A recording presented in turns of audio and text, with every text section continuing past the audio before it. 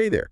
Ready to dive into some serious wealth-building wisdom? Always up for that. Today, we're tackling Rich Dad, Poor Dad. A classic. It's practically legendary for a reason. Yeah, it really got people thinking differently about money. And for this deep dive, we're zeroing in on the first part, where it all starts. The foundation, where he lays out those contrasting perspectives. Yeah. The poor dad versus rich dad thing. Exactly. It's like, whoa, two totally different money mindsets right from chapter 1. Right. So walk us through it. What were these viewpoints and how do they shape the author's journey? All right, so picture this.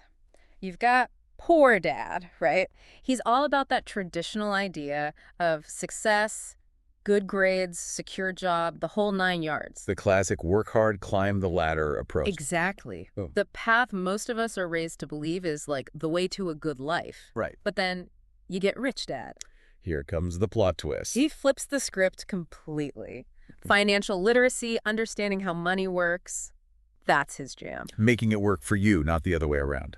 Exactly. Okay, that's a huge shift in thinking. Yeah. I mean, how did the author even process those two opposing influences growing up? You'd think he'd naturally side with his own father, right? Right. But there's a story early on. The author actually worked for Rich Dad as a kid. Oh, I remember this. Wasn't it for, like, ridiculously low wages? 10 cents an hour. Can you imagine? 10 cents an hour? That's more like a lesson in. Yeah.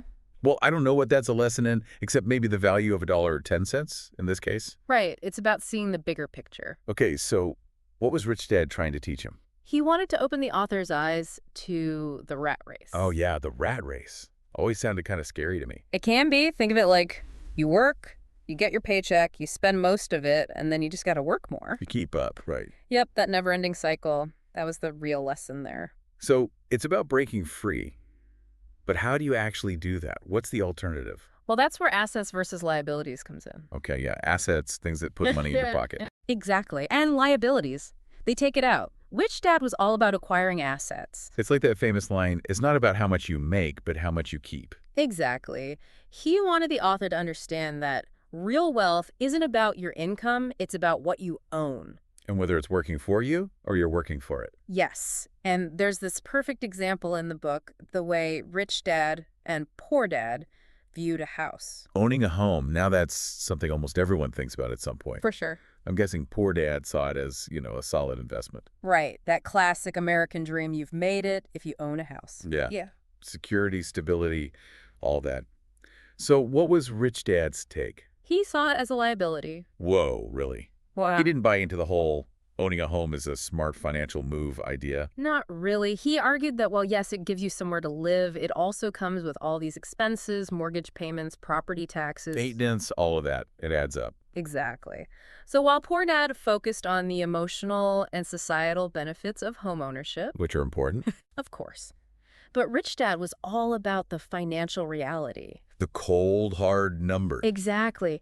He wanted people to really examine those ingrained beliefs about what we're told are good investments and see them through this new lens. The asset versus liability lens. Yeah. That's such a powerful concept. It makes you reevaluate everything. So does Rich Dad, Poor Dad just highlight the problem? Or does it actually offer solutions, like how to shift your thinking and start acquiring assets? That's where minding your own business comes in. Ooh, intriguing. But we'll dive into that in the next part of our deep dive.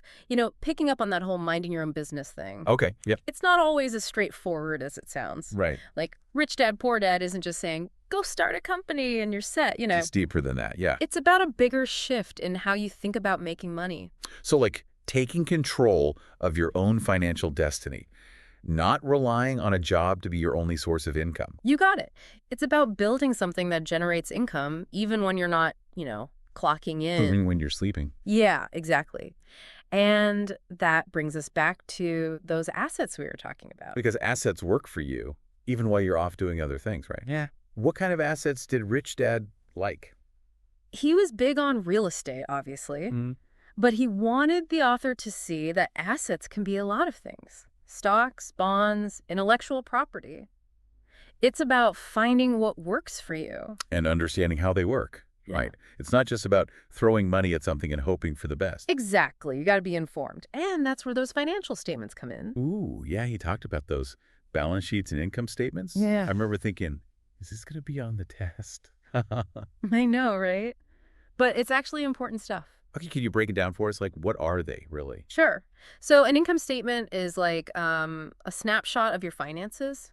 It shows what you earned and spent over a certain period. It's tracking where your money is going, basically. Yep. Like a financial checkup. And then you've got the balance sheet. Yeah. That's a snapshot of your financial health right now. What you own, what you owe, it's all right there. So income statement is like the flow of money, and balance sheet is your financial snapshot in time. You got it. And Rich Dad was all about using these tools to actually build wealth, not just track it. Because most of us are stuck in that working harder to earn more mindset, right? Exactly. But it's not all about how much you earn, it's about how much you keep and what it's doing for you. Right, right. And that's where those income generating assets come in. It's about building that financial engine that works for you, even when you're not actively working on it. You got it. That's minding your own business. Yeah. And you know what's really interesting? How Rich Dad actually defines wealth. Okay, how's that? It's not about how much money you have in the bank. It's about how long you could survive if you stopped working today. Wow, that's a really different way of thinking about it. It's about freedom, right? Financial freedom. Yeah, that's powerful. But this whole journey to financial freedom, it's not always easy, right? Not at all. There are bumps in the road, challenges you got to overcome. Rich dad, poor dad doesn't sugarcoat it, that's for sure. Nope. And that's something we'll talk more about as we keep going in our Rich Dad, Poor Dad deep dive. You know, one thing that really stuck with me from Rich Dad, Poor Dad is how it talks about fear, especially like fear about money. Hmm, that's interesting. Because usually you hear financial advice and it's all about like playing it safe, Right.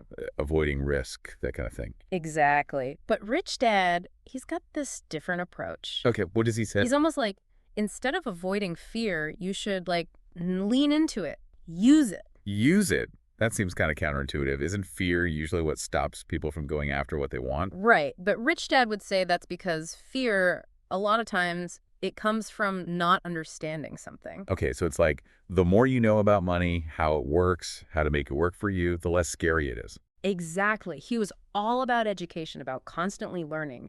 That was the key to overcoming fear and finding financial freedom. It's like becoming financially fluent. So you're not intimidated. You can just navigate that world with confidence. Exactly. So for our listener, if you're thinking about your own financial fears, what comes to mind? Is it investing? Maybe not having enough? It can be anything, really, but that's where Rich Dad, Poor Dad pushes you. Don't shy away from those fears, confront them. And the way to do that is through knowledge, through really understanding what's going on. I love that. So it's not just about getting rich quick. It's about that deeper understanding of how money works. Yeah, it's a different way of thinking about it, for sure. It really is. And on that note, I think we've covered a lot of ground today. We really have. Rich Dad, Poor Dad.